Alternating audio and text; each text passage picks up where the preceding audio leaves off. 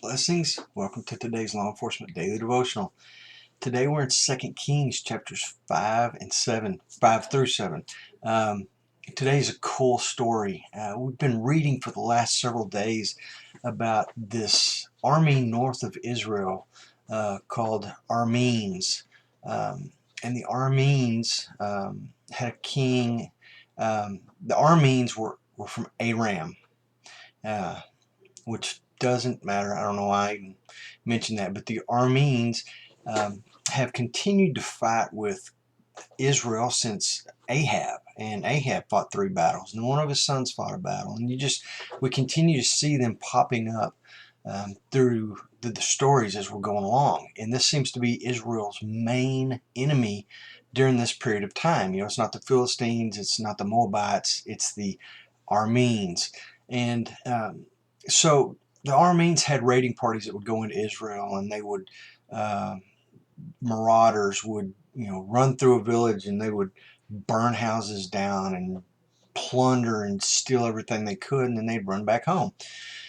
Well, one of these raiding parties, a little girl was kidnapped. Her parents were probably killed or whatever, but she's taken back, and she's in the service of this captain of the Armenes, and we've read several times about the captains, about how for some reason their army was stuck on this notion of having 32 captains. That's how big their army was, and they would divide them up, and they would have these chariot captains, and we even see them when Aram and Jeroboam go into fight, and the 32 captains go after Jeroboam, and they realize he's not the king of Israel, so they leave him and go looking for the king of Israel.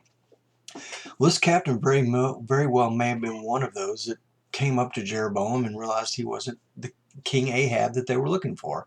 And it's just interesting, the history of these two armies as they go back and forth. But now we see this little girl who's been captured, and she tells her master, if only you lived in the village where this prophet of God was from Israel, he could heal you.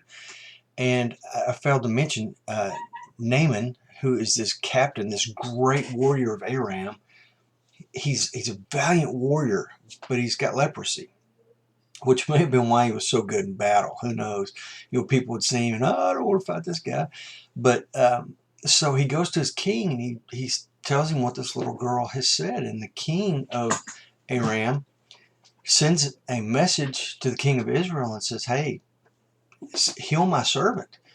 And anyway, it goes into this great story, but Elisha is the prophet that they're talking about, the prophet of God, who is able to do this. So Elisha hears about it, sends his own messenger to the king, and says, send Naaman to me, I'll heal him up. So Naaman, this great valiant warrior, goes to Elisha and expects this grand ceremony of healing. He doesn't get it. Matter of fact, Elisha doesn't even come out of his house to meet the guy. He just sends a servant and says, go over there to the Jordan and dip yourself 7 times and you'll be healed.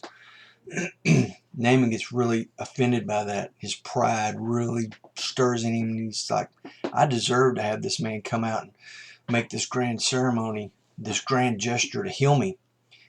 Forgetting the fact that he had a leprosy, and most people would have done just about anything to be healed instead of letting their pride get in the way and turn around leaving because he didn't come out and meet you. But in 5:13, Naaman's got this very intelligent servant who says, my master, if this prophet had told you to go out and do something grand, you would have done it. But just because he says go dip yourself in a river and it's not that grand, you're not going to do it. And it makes you wonder if this guy has always been with Naaman and is always kind of his voice of reason. Hey, take a deep breath, think about this. Cool thought. But anyway, in 5:15, Naaman goes and he does exactly what Elisha had told him to do. And he dips himself.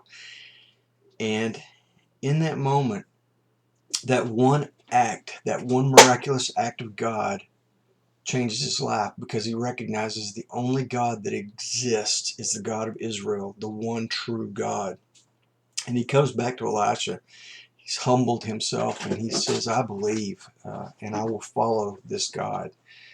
It's very reminiscent of another soldier that had this incredible faith. And it was the centurion of great faith that Jesus came across.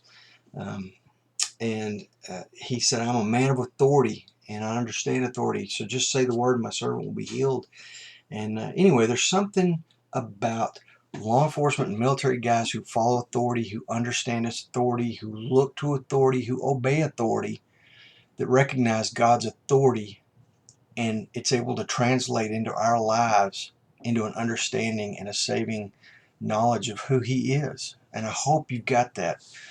Anyway, he goes, just to end the story real quick, he goes back to Elisha with this gold and silver and clothing and all these gifts, and he says, here, thank you so much. And Elisha's like, I don't want any of it, none of it, period. And he, he insists, oh, take this. And Elijah's like, no, I'm not going to take any of it. Just go back home. So the guy turns around and goes back home. Like we saw a couple days ago with Ahab, this incredible grace of God. It costs us nothing. There's nothing we can do to pay for it. There's nothing we can do to repay it. I mean, we have absolutely no say in response to grace because it's a gift that God gives us. And once he gives it to us and we recognize it and we understand he is the God of Israel and there is no other God, from that point on, we've got the grace, but there's nothing we can do to repay it. And this is a beautiful story of that. He cannot repay any of it. Now, yeah, there's a little drama with Elisha's servant who goes and does something dumb and winds up getting the leprosy on himself. But look at the story of grace. Understand the story of grace. Compare this with the story of Ahab and his grace that he received. And think about grace. Do you want that grace? Do you have that grace? Humble yourself before God. That's the first thing that happens in both these examples. Humble yourself and receive God's grace. Tomorrow we're in 2 Kings 8 and 9, and we're in 2 Chronicles 21, verse 4 through chapter 22, verse 9. So be safe, and I'll see you tomorrow.